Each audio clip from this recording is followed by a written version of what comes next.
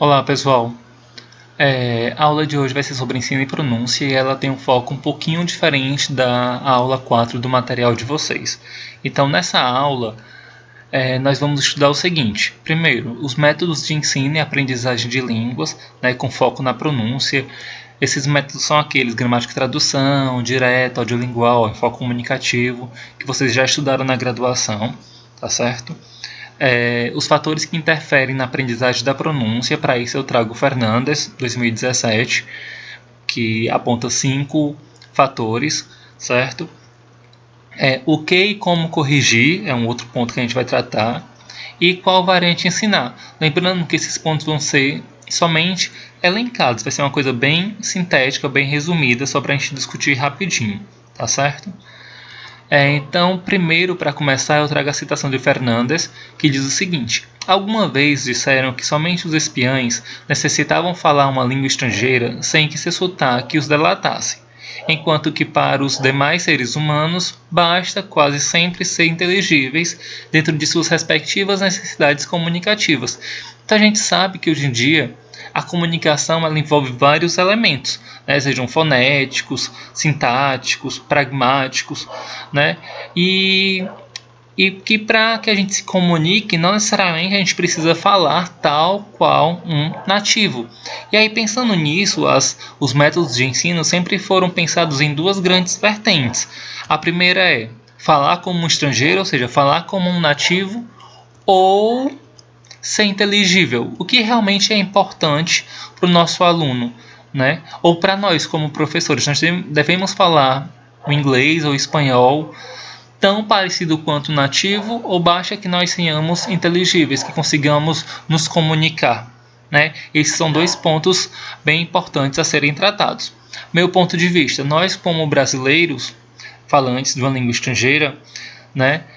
E como professores, nós deveremos tentar nos aproximar o máximo possível da gramática fonológica da língua estrangeira, né? Do inglês ou do espanhol. Por quê? Porque é nosso ganha-pão. Como professor, nós temos que sim que falar o mais próximo possível, porque existe uma questão de visibilidade, uma questão de reconhecimento. Um aluno, quando vê dois professores de espanhol ou dois professores de inglês, um que fala semelhante a um nativo, digo sonora com relação aos sons, tá certo? E o outro que fala com sotaque muito forte da sua língua materna, provavelmente o aluno preferirá o professor com sotaque relativamente parecido com o do estrangeiro. Mas nosso aluno ele não precisa falar assim. Mas claro, se esse é o objetivo dele, se isso é o que ele quer, a gente vai trabalhar para isso.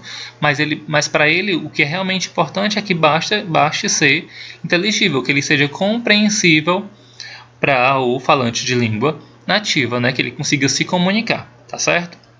Seguindo aí, com relação aos métodos, o primeiro método conhecido é o método gramática e tradução, né? O método tradicional. No entanto, esse método ele cortava totalmente a oralidade, não existia foco nenhum para o ensino de pronúncia, né? Esse método ele foi rechaçado, né? E aí veio um movimento de reforma. Através do movimento de reforma, ele fez o quê? Com que a oralidade chegasse ao seu auge.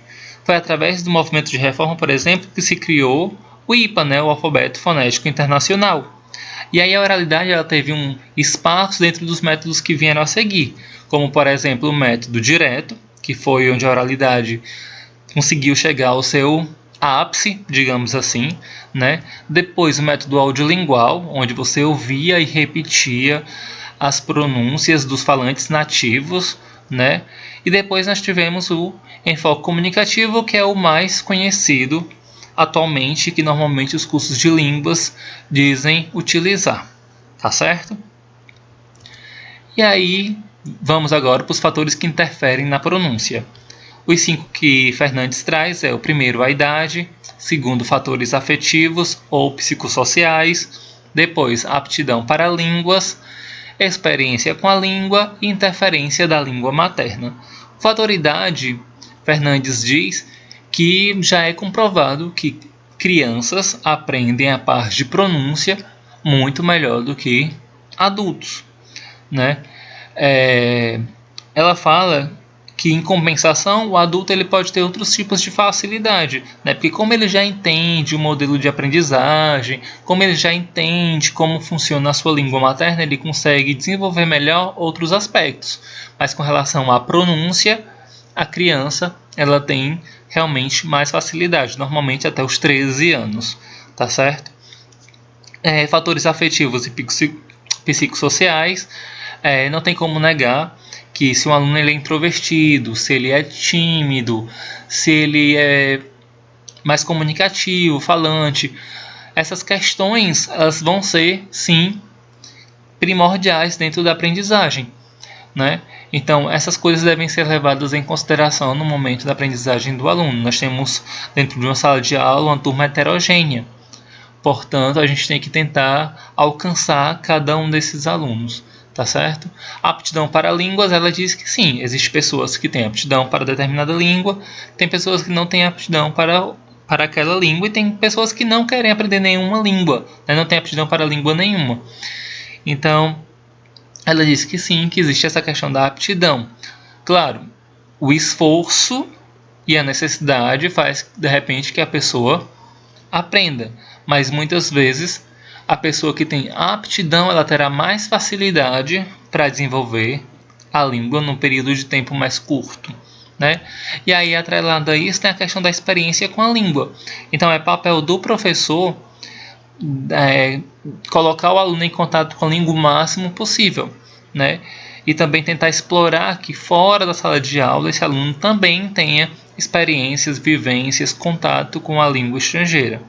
E a interferência da língua materna, sem dúvida, é um dos principais motivos que interferem na pronúncia de uma língua, seja na língua inglesa, que é um pouco mais distante do português, como do espanhol, que é super próxima, né? Então nós temos aí dois exemplos de duas línguas, uma muito semelhante ao português, né, em muitos aspectos, e outra bastante diferente do português. No entanto, ambas sofrem interferência, né? Tem estudos que dizem que, por exemplo, um falante estrangeiro ele nunca vai deixar de levar influências da sua língua materna, por mais que ele fale muito bem a outra língua, né? Mesmo que ele chegue num nível bastante avançado da língua estrangeira. Então, sempre vai ter algum aspecto que ele vai levar da sua língua materna, tá certo? Na aula 5, a gente vai ver essas dificuldades que os alunos brasileiros têm ao aprender inglês e espanhol, por isso não vou me aprofundar nessa questão da interferência da língua materna, tá certo? Seguindo, o que e como corrigir, né? Então, pensando no que corrigir, primeiro eu falo, será que a gente deve corrigir os aspectos segmentais ou os aspectos suprassegmentais, ou os dois? Né? Lembrando que os aspectos segmentais são aqueles que têm relação direta apenas com o som. Por exemplo, no inglês, o aluno que tem dificuldade de fazer o som retroflexo do R, ou por exemplo, o interdental, né? Já no espanhol, o aluno também tem dificuldade na vibrante, né? Como em perro, ou, não sei, no L em final de palavras, como em sol, ou espanhol, né? Eu devo corrigir isso ou devo me preocupar mais com os elementos suprassegmentais, que aí entra a entonação, o ritmo, o acento, né? Então, na verdade, a gente tem que se preocupar com os dois, né? Mas é importante lembrar que os elementos suprassegmentais eles têm um papel fundamental na comunicação, porque ele tem uma ligação mais direta com a pragmática, por exemplo, com elementos extralinguísticos, tá certo? Então, ambos são importantes. Então, a gente tem que saber balancear os dois, tanto na exercitação de atividades em sala de aula, como na correção dos mesmos, né? Então, agora o que eu devo corrigir, né? Eu sugiro sempre uma tabela, né? Que o professor ele tenha uma tabelinha por níveis. Por exemplo, meu aluno está se é aluno de curso de línguas, por exemplo, ele está no nível básico, então eu devo corrigir X, Y, Z. Né? Essas coisas ele não pode passar desse nível sem pronunciar bem esse tipo de som, ou realizar esse tipo de som, ou fazer a entonação de pergunta assim, por exemplo. Né? E aí no nível intermediário já tem uma nova tabela. Então essa criação dessa tabela ajuda ao que pode passar e o que não pode passar. Tá certo? E aquela dúvida é: eu devo corrigir o aluno assim que ele cometeu o equívoco, o desvio, ou deixo para corrigir depois, né? Correção imediata ou a posteriori? Basquez, que é um autor bastante reconhecido nessa questão de, de ensino de línguas, né? Ele fala que a correção imediata ela é bem interessante para alunos de níveis avançados. Por quê? Porque ele já tem um nível comunicativo grande. Então a gente não vai precisar ficar interrompendo ele a todo momento. Então essa correção imediata pode acontecer nesses casos. Mas em casos de níveis iniciais, o mais interessante seria a correção a posteriori. Por quê? Porque ele não ficaria sendo corrigido todo o tempo, eu não bloquearia o meu aluno, né, e nem ele ficaria constrangido. Então eu poderia, depois de uma atividade de comunicação, atividade comunicativa, eu poderia anotar no quadro, por exemplo, um grupo de palavras com aquele som que teve problema e pedir que toda a turma repita, né, enfatizando o equívoco, né, ou o que eu quero que o grupo melhore, né? Então aqui uma listinha onde o professor pode fazer aí a listagem, digamos assim, o check-in de cada aspecto. E aí, para finalizar, o que pode ajudar ao professor no momento de escolher que norma ensinar, né? Que variante ensinar. Gente, falar de variação, eu também não posso entrar muito nesse aspecto porque a gente tem uma aula específica sobre variação, né? Que eu acho que é a 7. Ou é a 6 ou é a 7, tá certo? Então, assim, sobre variação, variação é um mundo, né? Toda língua tem variação. E quando eu penso só na variação fônica, né, relacionada com os aspectos fonéticos, fonológicos, já é enorme, né? Dentro de uma mesma região, imagine de país. Quando a gente taxa, por exemplo, no inglês, quando a gente fala, inglês britânico ou americano, né? Não tem só esses dois. E o australiano, né?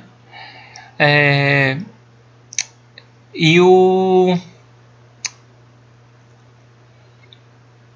da Angola, porque na Angola também se fala, né? Além do português, também se fala o inglês.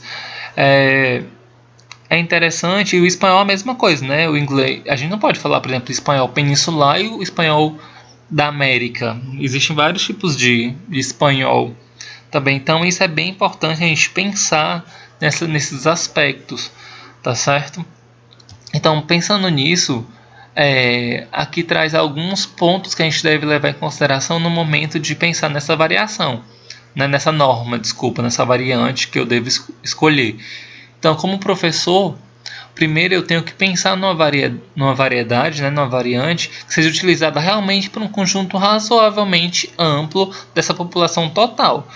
Por exemplo, eu não posso, como professor de inglês, escolher a variante, por exemplo, de uma cidadezinha lá do norte da Inglaterra, porque eu fui para lá, morei 3 anos lá, e aí eu falo essa variante. Mas aí é uma variante totalmente deturpada, assim, totalmente diferente das demais, e que se o aluno utilizar essa variante, provavelmente ele vai ter um problema comunicativo em outros lugares.